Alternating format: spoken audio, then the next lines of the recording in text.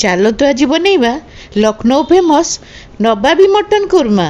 ପ୍ରଥମେ ଗୋଟେ ପ୍ରେସର କୁକରରେ 4 ଚାମଚ ଗୁଆ ଘିଅ ଓ ଗୋଟା ମସଲା ଦେଇ ମଟନ ଗୁଡ଼ିକୁ ଭାଜି ନେବେ। ମଟନରେ 250 ଗ୍ରାମର କଟା ପିଆଜ ଓ ସ୍ୱାଦ ଅନୁସାରେ ଲୁଣ ଦେଇ ଆଉ କିଛି ସମୟ ଭାଜି ନେବେ।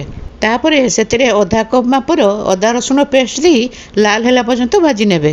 ମଟନ ଭାଜିଗଲା ପରେ ହାଫ୍ କପ୍ ଦହିରେ ଏହିସବୁ ମସଲା ଗୁଡ଼ିକୁ ଆଡ଼୍ କରି ଭଲ ଭାବରେ ଗୋଳେଇ ମଟନରେ ଢାଳି ଦେବେ। ମସଲା ଭଲସେ କଷିଗଲା ପରେ 2ଟା ସିଟି ଲଗାଇ ମଟନକୁ ଭଲ ଭାବରେ କୁକ୍ କରିନେବେ। ମଟନ ସିଝିଗଲା ପରେ ଅଧା କପ୍ କ୍ଷୀରରେ କିଛି କେଶରକୁ ମିଶାଇ ସେଇ ମଟନରେ ଢାଳି ଦେବେ। କିଛି ସମୟ ପରେ ସେଥିରେ 8-10ଟି କାଜୁକୁ ପେଷ୍ଟ କରି ମଟନ ଦେହରେ ଦେଇ ତାକୁ କିଛି ସମୟ ଫୁଟିବାକୁ ଛାଡ଼ିଦେବେ। ଶେଷରେ ମୁଁ ମୋର ହୋମମେଡ୍ ସିକ୍ରେଟ୍ ଗରମ ମସଲା ଆଡ଼୍ କରି ରେଡ଼ି କରିଦେଲି ନବାବୀ ମଟନ କୁର୍ମା। ଆପଣମାନେ ଏହି ରେସିପିଟିକୁ ଘରେ ନିଶ୍ଚିତ ଟ୍ରାଏ କରନ୍ତୁ। ଯଦି ମୋ ରେସିପିଟି ଭଲ ଲାଗିଥିବ ମୋ ଚ୍ୟାନେଲକୁ ସବସ୍କ୍ରାଇବ୍ କରନ୍ତୁ।